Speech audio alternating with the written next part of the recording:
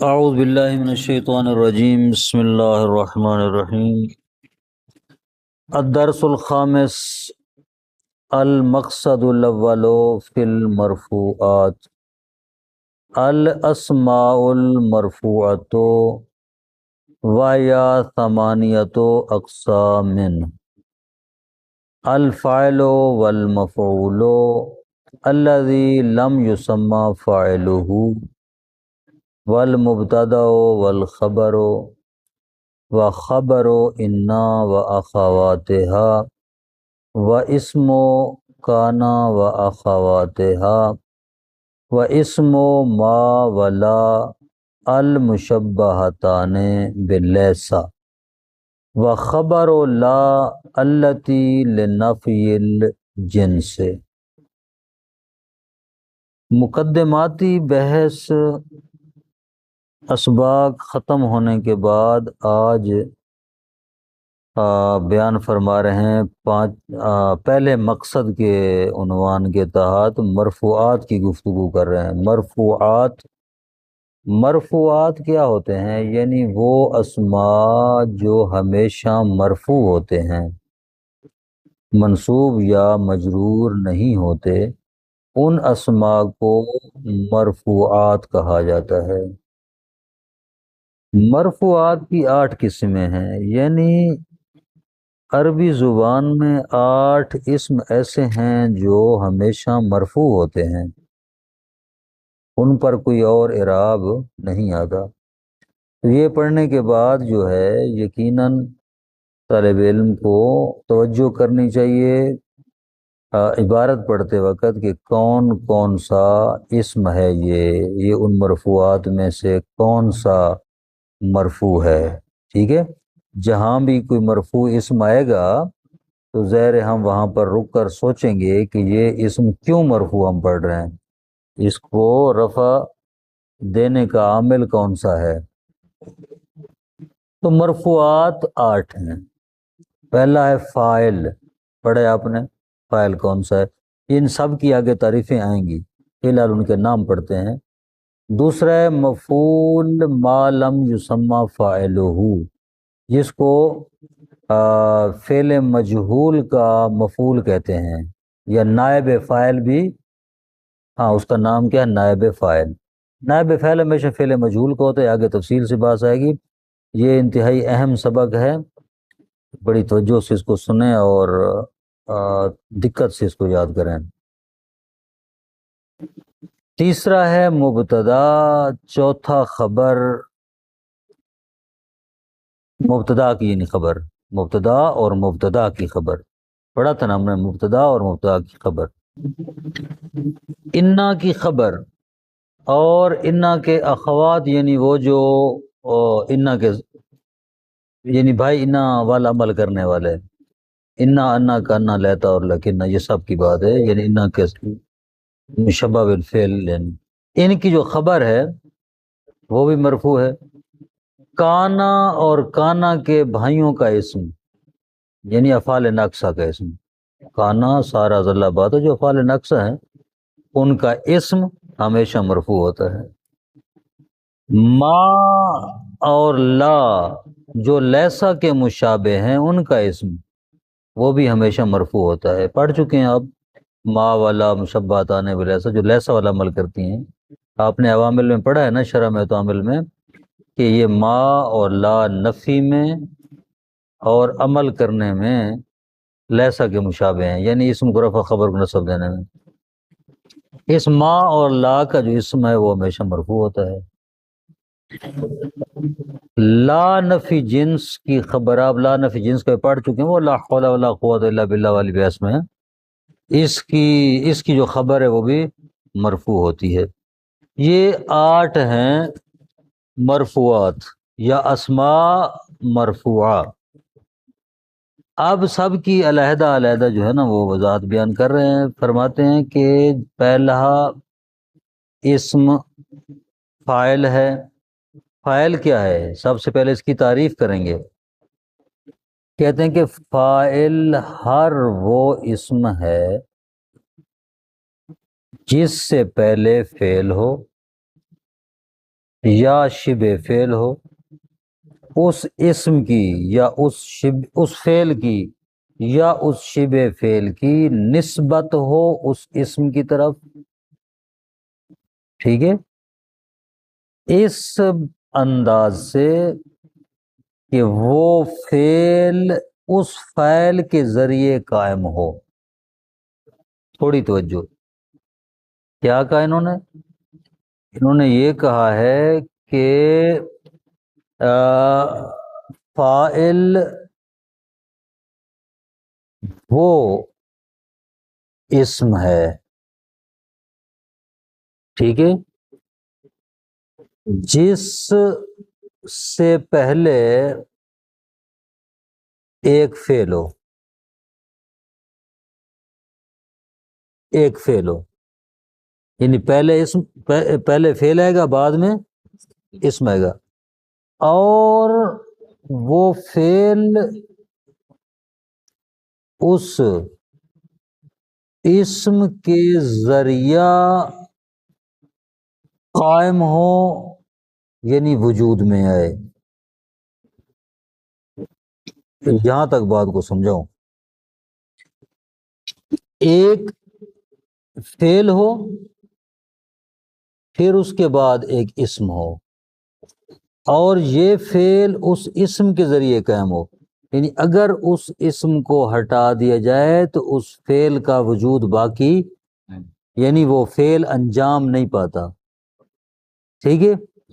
جس اسم کے ذریعے فعل انجام پاتا ہے اس اسم کو فاعل کہتے ہیں، تو فاعل کے بغیر یا عامل کے بغیر عمل نہیں ہوتا، فاعل کے بغیر فعل انجام نہیں ہو سکتا، کام کرنے والے کے بغیر کام نہیں ہوتا، پس وہ جو کام کر رہا ہے، جس کے ذریعے سے یہ عمارت تعمیر ہوئی ہے، وہ تعمیر کرنے والا اس عمارت کا تعمیر کرنے والا ہوگا، وہ فاعل ہوگا، ٹھیک ہے، اور یہ تعمیر کرنے کا جو عمل ہے اس کو فعل کہیں گے۔ آپ آگے سمجھ بات کی؟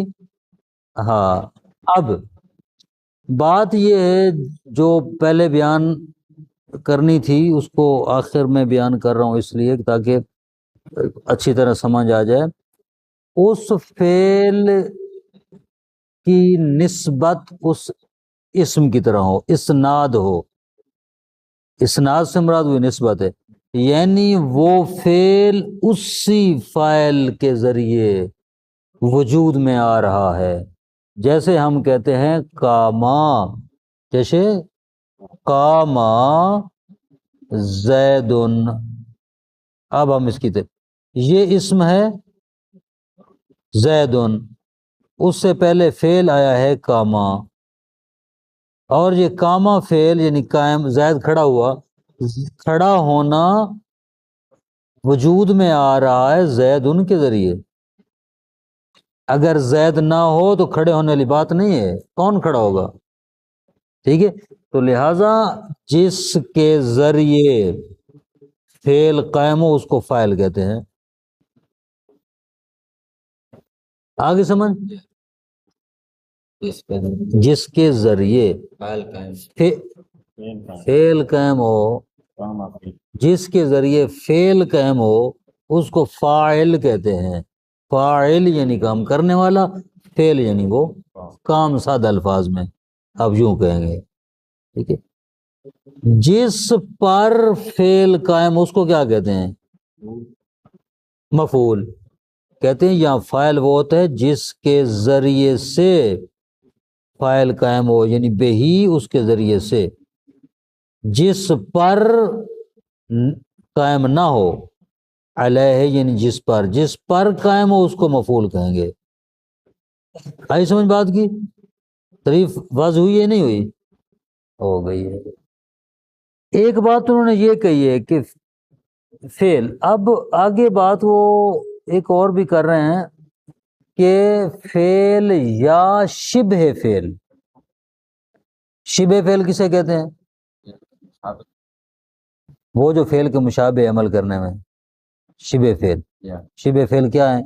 اسم فاعل اسم فاعل، اسم فاعل یاد رکھنا، اسم فاعل، اسم مفعول، صفت مشبہہ، ان تین چیزوں کو شبہ فعل کہا جاتا ہے، یعنی یہ فعل کی طرح عمل کرتے ہیں اور فعل سے مشتق ہیں اور فعل کی طرح عمل کرتے ہیں، ٹھیک ہے نا؟ اسم فاعل اور فاعل میں کیا فرق ہے، سمجھ آتی ہے؟ اسم فاعل اور فاعل میں کیا فرق ہے؟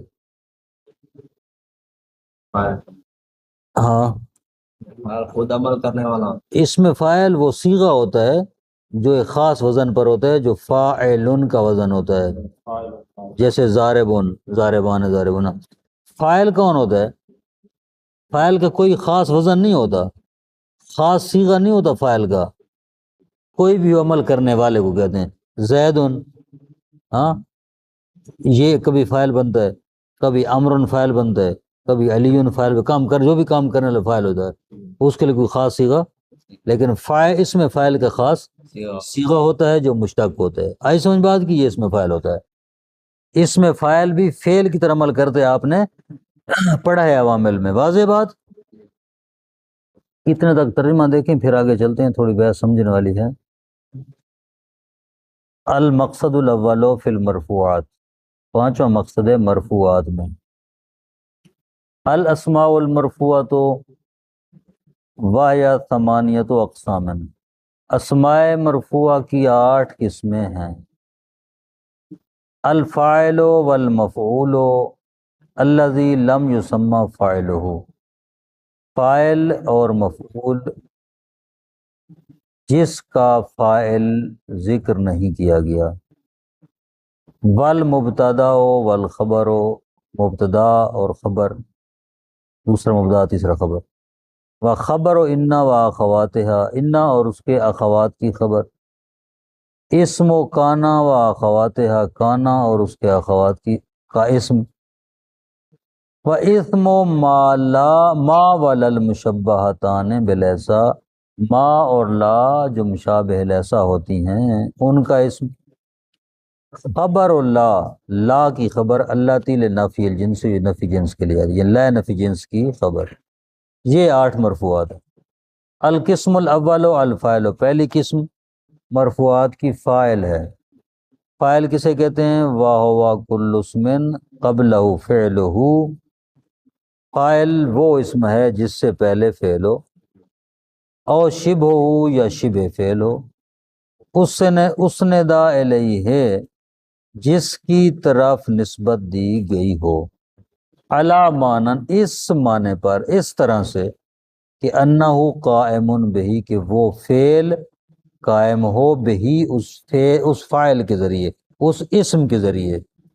ولا واقع علیہ، وہ فعل واقع نہ ہو اس اسم پر، اس کے ذریعے قائم ہو، اس پر واقع نہ وہ قامہ زیدن، زیدن ضارب ابو ہو، ما ضرب زیدن امرن، قامہ زیدن کی وضاحت کی ہے وہاں۔ زیدن ضاربون ابو ہو کی وضاحت یہ ہے کہ ضاربون صفت ہے یا صیغہ صفت کا بھی سے کہتے ہیں، یا شبہ فعل بھی کہتے ہیں۔ ضاربون اس میں فاعل ہے نا، یہ نصب دے رہا، رفع دے رہا ہے کہ اس کو ابو ہو کو، ابو ہو اس کا فاعل ہے، یعنی جیسے فعل رفع دیتے ہیں اپنے فاعل کو، اس طرح اس میں فاعل بھی رفع دیتے ہیں اپنے فاعل کو، ٹھیک ہے؟ آگے سمجھ نہیں آئی بات کی؟ ما ضرب زید امرن، یہاں پر ما ضرب زید امرن میں بھی جو ہے زید ضربہ جو ہے وہ رفع دے رہا ہے زیدن کو اور نصب دے رہا ہے امرن کو، یا زید فاعل ہے کیونکہ ضرب زید کے ذریعے واقع ہوئی ہے، زید کے ذریعے مارا گیا ہے۔ امرن کیا ہے؟ وہ واقع علیہ ہے، وہ مفعول ہے، اس کو فاعل نہیں کہیں گے۔ سمجھ آ گئی سبق کی یہاں تک؟ وَكُلُّ فِعْلٍ لَا بُدَّ لَهُ مِنْ فَاعِلٍ مَرْفُوعٍ مُظْهِرًا كَانَ كَذَهَبَ زَيْدٌ او مُزْمَرًا كَانَ زَيْدٌ ذَهَبَ وَإِنْ كَانَ مُتَعَدِّيًا کان لہ مفعول بہ ایزن منصوبن، کہتے ہیں کلو فعل لا بد لہ، ہر فعل کے لیے ضروری ہے، کیا چیز ضروری ہے؟ من فاعل مرفوع، ایک فاعل مرفوع کا ہونا، یعنی فاعل ہوگا جو مرفوع ہوگا، ہر فعل کے لیے ضروری ہے کہ اس کا فاعل ہو جو مرفوع ہو۔ اب مظہرن کانا یا مظہرن کانا، وہ فاعل کبھی اس میں ظاہر ہوتا ہے کبھی ضمیر ہوتا ہے، اس میں ظاہر جیسے ذہب زیدن، ذہب زیدن، ہم لکھ رہے ہیں کہ فاعل کی دو قسمیں، یاد رکھنا فاعل کی دو قسمیں، اس میں ظاہر جس کو انہوں نے کہا ہے مظہر یا مظہر، ٹھیک ہے، اس میں ضمیر جس کو کہا ہے مضمر، ٹھیک ہے، فاعل کی دو، یہ پہلے آپ پڑھ چکے ہیں نحو میر وغیرہ میں کہ فاعل کی دو قسمیں، فاعل یا ظاہر ہوگا یا ضمیر ہوگی۔ ظاہر کی مثال دے رہے ہیں تو جو ذہبا زیدن، ذہبا زیدن، زید گیا، یہ زیدن اس میں ظاہر ہے، آپ نے پڑھا تھا نحو میر اس میں ظاہر کیا ہوتا ہے، اس میں ضمیر کیا ہوتا ہے، پڑھا تھا، ٹھیک ہے نا، ضمیر و واضح اسم نہیں ہوتا، ایک وہ کنایا ہوتا ہے اس میں ظاہر سے، اشارہ ہوتا ہے اس میں ظاہر سے، جس طرح ایک دفعہ ہم نام لیتے ہیں، ٹھیک ہے، نام لیتے ہیں، ایک بندے کا نام لیتے ہیں، مثلا صلی علی، علی نے نماز پڑھی، ایک نام نہیں لیتے، کہتے ہیں ہوا علی، ہوا صلی، یہ صلی ہوا، اس نے نماز پڑھی، یہ جو ہم نے نام نہیں لیا اور اشارہ کیا اس نے نماز پڑھی، یہ ضمیر ہے دروا کے۔ جس طرح ہم کہتے ہیں کہ اس نے کھانا کھایا، اس ہماری زبان میں ضمیر ہے، عربی میں اس کی جگہ پر کیا آئے گا؟ ہوا، ٹھیک ہے، یا ہم کہتے ہیں اس ایک عورت نے لباس دھویا، تو یہ ضمیر ہے ہماری زبان میں، عربی میں اس کے لیے ضمیر کیا آئے گی؟ ہے یا، ٹھیک ہے نا، ہے یا غسلت مثلا فلاں، ٹھیک ہے، تو اسی طرح جو ہے نا، یہ کبھی فاعل اس میں ظاہر ہوتا ہے کبھی فاعل ضمیر ہوتی ہے، اس میں ظاہر کی مثال ہم نے دی ہے ذہب زیدن، یہ جو اسم ظاہر ہے یہ فاعل ہے۔ ضمیر کی مثال دیں گے، ضمیر کی مثال لیں گے زیدن ذہبا، زیدن کو پہلے لے آئیں گے، ذہبا کو بعد میں لے آئیں گے۔ اب اس جملے کی جب ہم ترکیب کریں گے، جس لیے ہم نے تاکید کی تھی عوامل میں، ترکیب کسی لیے کی تھی، اس کی جب ہم ترکیب کریں گے سمجھ آئے گی کہ ضمیر کیا ہے اور کہاں ہے اور کیا بن رہی ہے۔ زیدن مبتدا، زیدن مبتدا ہے، بھائی یہاں پر زیدن کو آپ نے فاعل کہا ہے، یہاں مبتدا کہہ رہو، کیوں؟ کہتے ہیں فاعل کبھی فعل سے پہلے نہیں آتا، پڑھایا ہم نے کہ فاعل ہمیشہ فعل کے بعد آتا ہے، فاعل مؤخر ہوتا ہے اپنے فعل سے، اگر مقدم ہو جائے تو اس کی فاعلیت والی حالت ختم ہو جاتی ہے، وہ مبتدا بن جاتا ہے۔ تو یہاں زیدن کیا ہے؟ ذہبہ فعل ہے، اور ہم نے پڑھا ہے، یہی ابھی پڑھ کے یہی بات پڑھ رہے ہیں کہ ہر فعل کے لیے فاعل کون ضروری ہے؟ بابا ذہبہ فعل ہے، اس کا فاعل کہاں ہے جو اس کے لیے ضروری ہے؟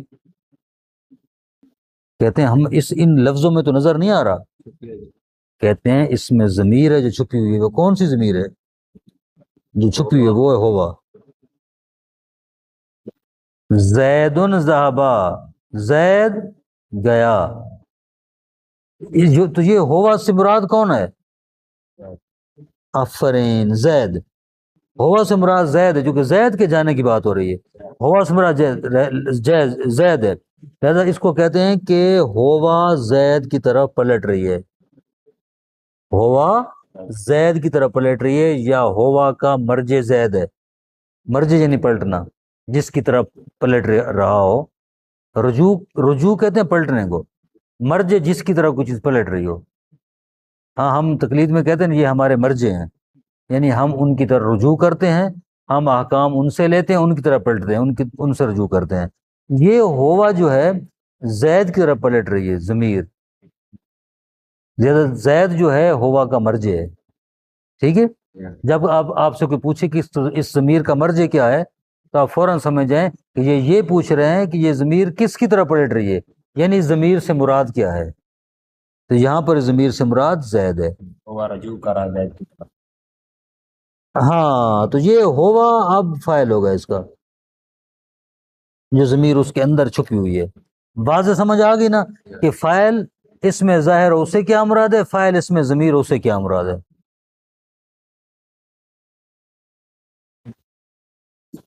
وَكُلُّ فِعْلٍ لَا بُدَّ لَهُ مِنْ فَاعِلٍ مَرْفُوعٍ، ہر فعل کے لیے فاعل کا ہونا ضروری ہے، مظہراً کانا، چاہے وہ فاعل اس میں ظاہر ہو، کا ذہب زیدن، جس طرح ذہب زیدن ہے جیسے وضاحت ہو گئی ہے، او مضمراً، یا وہ فاعل ضمیر ہو، کا زیدن ذہب، جس طرح زیدن ذہب ہے، جیسا کہ ہم نے یہاں وائٹ بورڈ پر اس کی وضاحت کر دی ہے۔ وَإِنْ كَانَ مُتَعَدِّيًا كَانَ لَهُ مَفْعُولٌ بِهِ أَيْضًا مَنْصُوبٌ، ہم نے وہ صرف میر میں بھی پڑھا ہے اور پیچھے بھی ہم پڑھا ہیں، اور غالباً صرف میر میں پڑھا ہے کہ فعل کی دو قسمیں ہیں، فعل لازم اور فعل متعدی۔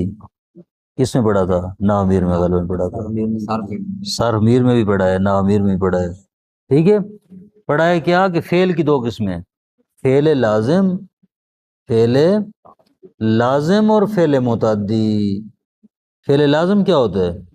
جو فاعل سے تجاوز کر کے مفعول به تک نہ پہنچے۔ فعل لازم ہوتا ہے احسنت، نہ پہنچے، فاعل سے تجاوز کر کے مفعول بھی تک نہ پہنچے۔ کیا مطلب؟ یعنی جس کو مفعول بھی کی ضرورت نہ ہو اس کا معنی فاعل پر مکمل ہو جائے۔ مثلا ذہب زید، زید گیا، بات مکمل ہو گئی ہے فاعل پر، اب ہمیں ضرورت نہیں ہے زید اس کے مفعول لگانے کی، تو یہ فعل اس سے تجاوز نہیں کر رہا، ٹھیک ہے۔ لیکن متعدی کیا ہے کہ جو ہاں آسن، جو فاعل سے تجاوز کر کے مفعول بھی تک پہنچے۔ مثلا شاربا یا شاربا زید ماء، زید نے پیا پانی، اس کا فاعل کیا ہے شاربا کا؟ زید ہے، ٹھیک ہے۔ کیا پیا اس سے تجاوز کرے گا، جائے گا ماء کی طرف، پانی کی طرف، یہ ہو جائے گا مفعول بہ احسنت۔ شاربا فعل، شاربا بے کسر راہ ہے، شاربا زید ماء، زید نے پانی پیا، شاربا فعل، زید فاعل اور ماء مفعول بہ، ٹھیک ہے۔ مفعول بہ جو ہے وہ ہمیشہ منصوب ہوتا ہے، یاد رکھیے گا بات، ما ان پڑھیں گے، ما ان نہیں پڑھیں گے، ما ان نہیں پڑھیں گے، ما ان پڑھیں گے، ہمیشہ منصوب پڑھیں گے، فاعل مفعول منصوب ہوتا ہے، ٹھیک ہے۔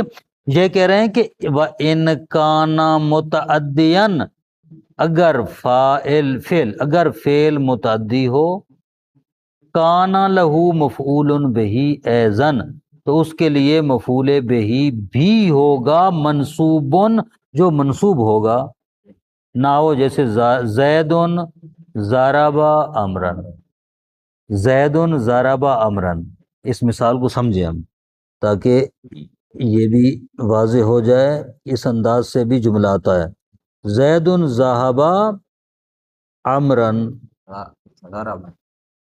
زیدن ضربا امرن، حسن، زیدن ضربا، ضربا زید امرا اکثر میں ہاں اکثر دیں،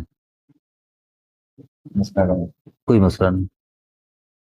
یہ جو انہوں نے مثال دی اسی لیے یہ مثال سمجھا رہا ہوں تاکہ یہ مثال سمجھ آ جائے۔ اب زیدن ضربا میں زیدن کیا ہے؟ آسان بتایا ابھی، ٹھیک ہے۔ ضربا کیا ہے؟ فعل، امرن کیا ہے؟ مفعول بہ، اس کا فائل کہاں ہے ضربہ کا؟